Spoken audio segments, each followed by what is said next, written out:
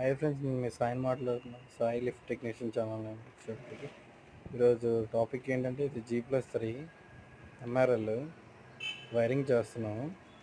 అలాగే cable hanging అయిపోయింది, field wiring కూడా అయిపోయింది. ఇదేమో కార్ టాపు,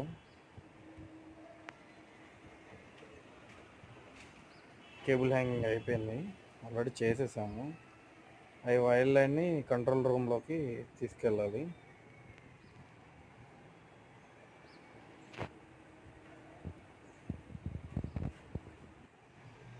ఇది మిషన్ రూము. మోటార్ వచ్చేటప్పటికి మోడనరీ మోటారు.